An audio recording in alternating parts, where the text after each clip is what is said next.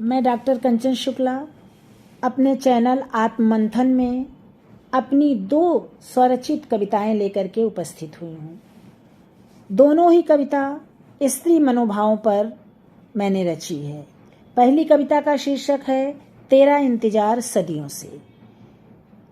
इसमें एक स्त्री स्वयं को अहिल्या के स्थान पर रखकर श्री राम से कुछ प्रश्न करती है। इसी को मैंने कविता का रूप दे दिया है। तो चलिए सुनते हैं कविता तेरा इंतजार सदियों से। बनी शिला प्रतीक्षारत हूँ, कब आएंगे रघुनंदन। गलती मेरी क्या थी राघव, कोई मुझे बता दे। जिसने छल से मुझे किया कलंकित, वह स्वर्ग में बैठा भोग करे। उसको दंड नहीं मिला क्यों, यह कैसा न्याय तुम्हारा है। सदियों से प्रतीक्षा में बैठी हूँ, एक आशा लेकर मन में, कब न्याय मिलेगा रघुवर मुझको। गलती हो तब दंड मिले, न्याय की यह परिभाषा। सदियों से नारी प्रतीक्षारत है। सदियों से नारी प्रतीक्षारत है, बिन गलती दंड मिले ना उसको। ना शिला बने त्यागी ना जाए, राजसभा में हो ना अपमानित।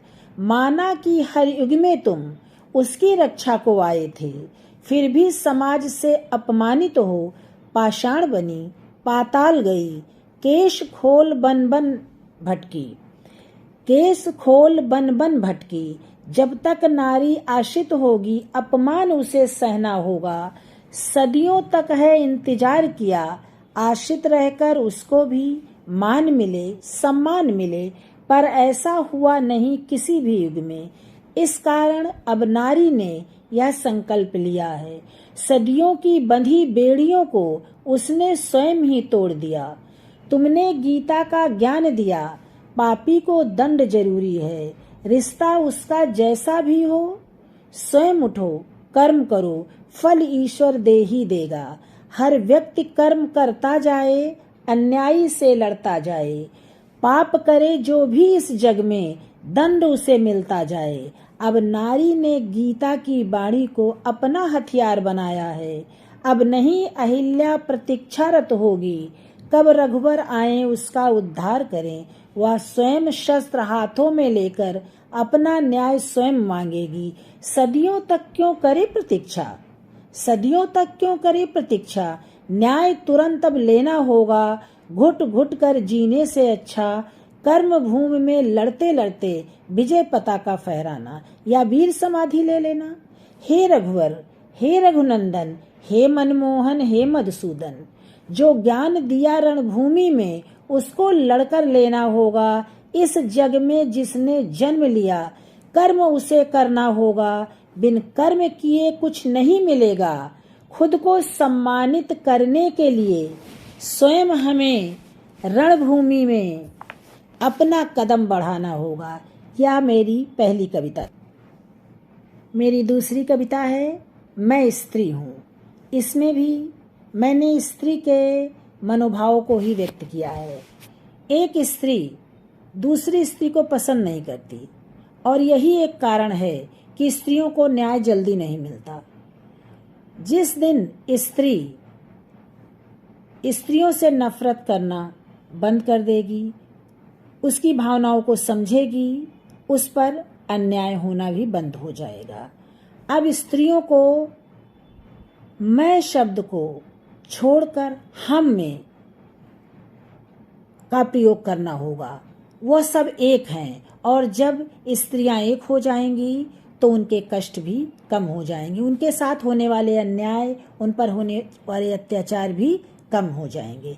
मैंने इन्हीं मनोभावों को इस कविता में व्यक्त करने की कोशिश की है। तो चलिए सुनते हैं मेरी दूसरी कविता मैं स्त्री हूँ।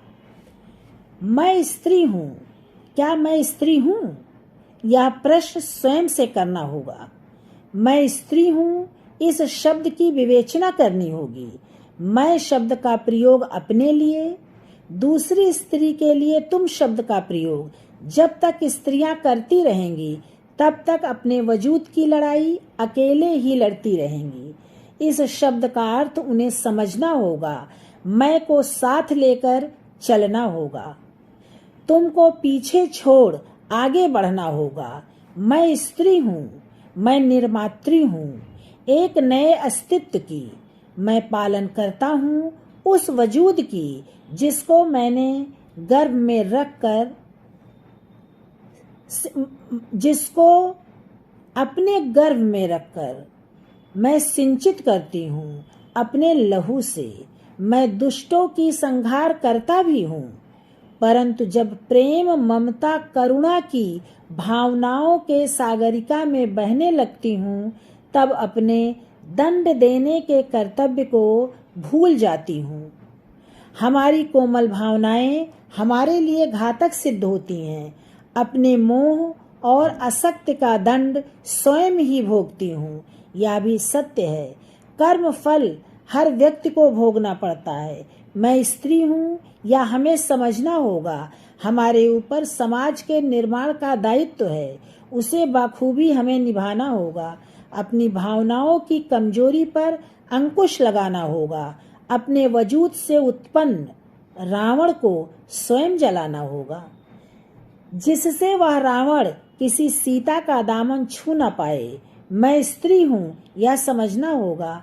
तुम स्त्री हो या भूलकर एक साथ मिलकर अपने अस्तित्व के लिए शस्त्र उठाना होगा, तभी पुनः स्त्री के अस्तित्व को स्वीकार किया जाएगा।